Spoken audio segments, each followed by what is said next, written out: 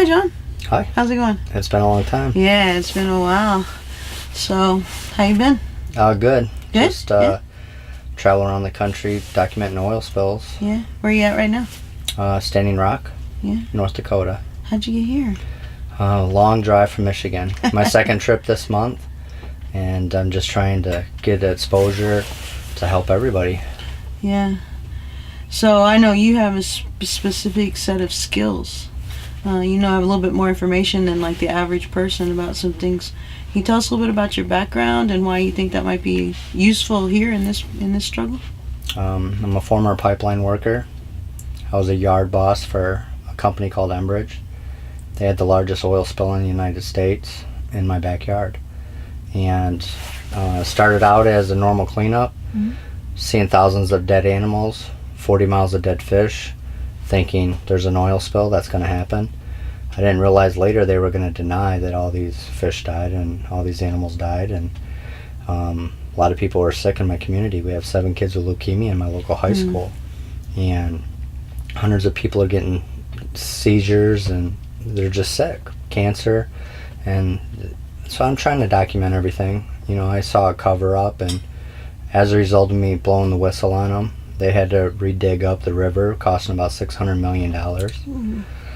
But they don't like you very much. They don't like me, and I've had many death threats and attempts on my life.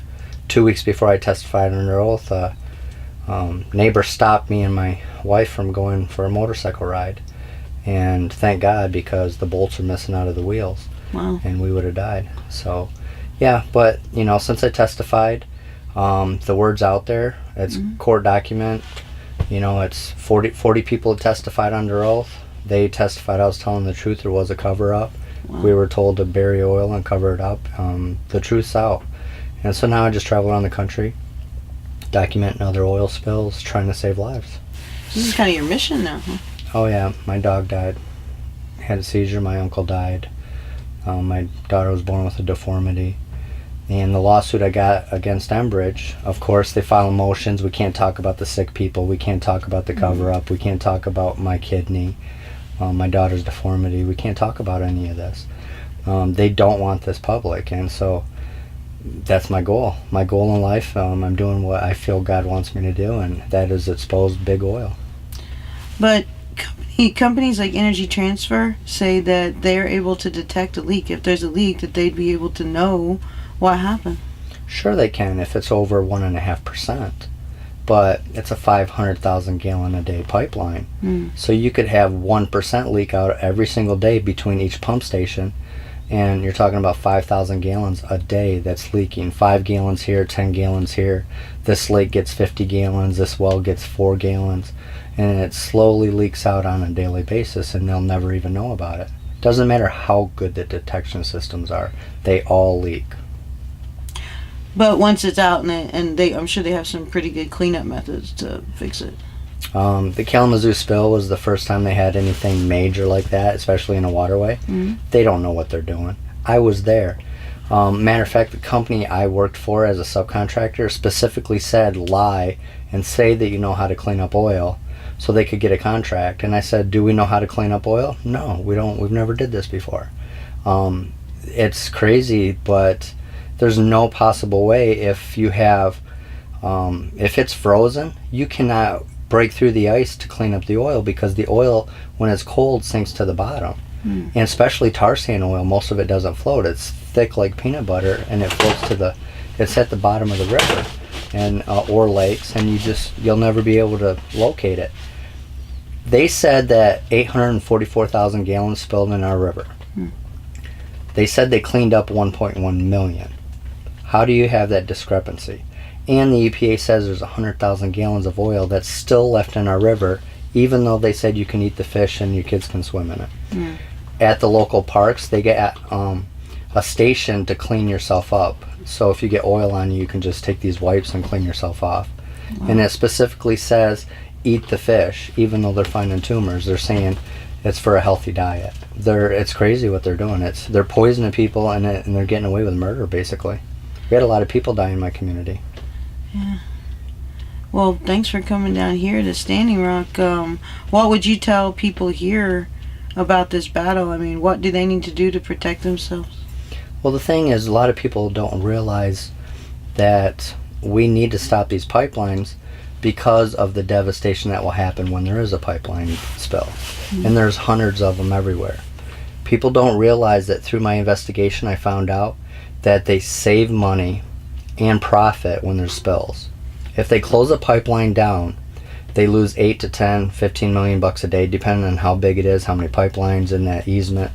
If they close them down to fix them, we're talking about 2 months to fix, 100 million bucks gone like that, lost revenue. They never get it back. So what they do is they have insurance claims. The largest spill in United States history before the Kalamazoo spill was 150 million to clean up. And so they always have a $400 million buffer approximately.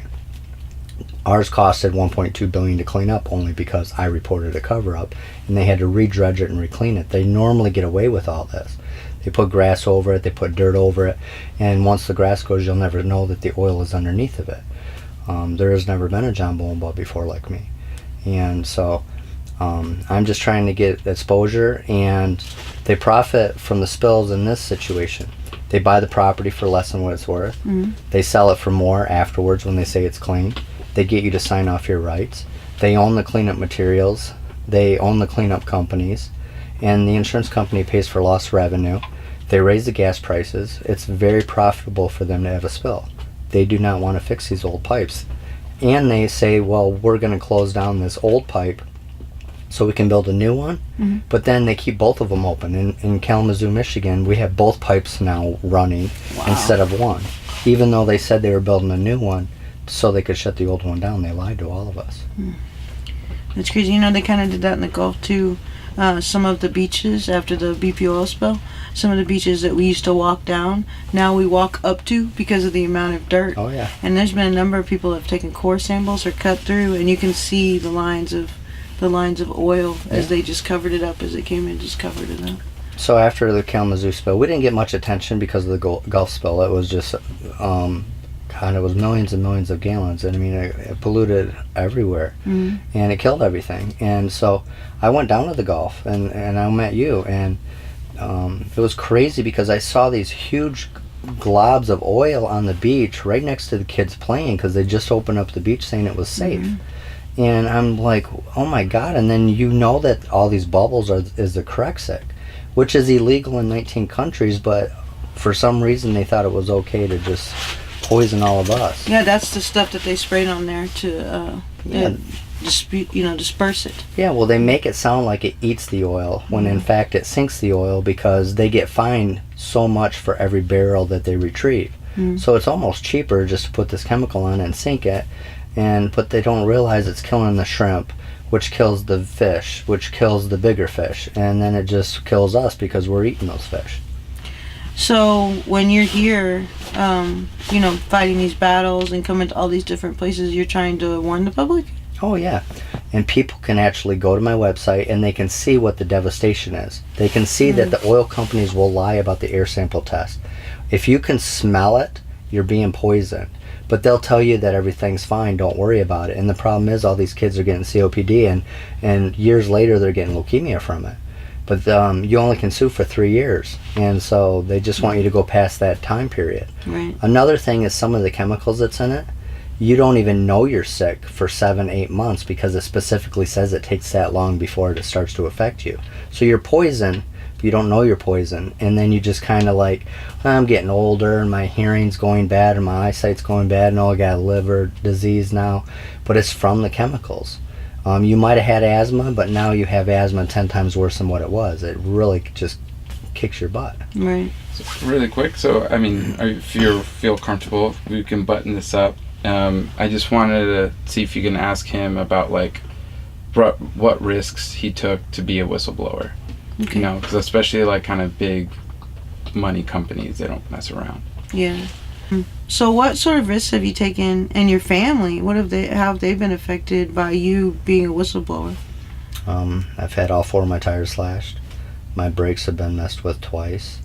I've got hit over the head. I have a scar on my head. Got hit from behind. And I went to Florida after that. I was scared. And then I just couldn't sleep at night, so I came back. I've had the bolts taken out of my motorcycle wheel. right before I testified under oath. I've been followed. I have emails from the lawsuit that I have where they've actually become my friend, saying, "Oh, we hate Enbridge," and then you find out they were hired police that were following you, becoming your friends, trying to, just get information. But I tell the truth. I don't care if you're Enbridge. I don't care if you're Enbridge. It doesn't matter. I always tell the truth. So I can befriend any enemy, and as long as I'm being honest, that's all that matters. But yeah, I've had death threats. We have cameras circling our house. So I hope God's looking over me right at the moment. But I'm scared on a daily basis if I'm gonna have a bullet through my head. Yeah. Wow. Well, I think it's pretty brave for you to come down and try to help people. In this case, there hasn't been a spill. So you're actually getting in front of it and saying, here's why you need to fight. You're giving people more reason. All right. Oh, that light went out. All right. Well, I guess it is what it is. You good anyway? Yeah.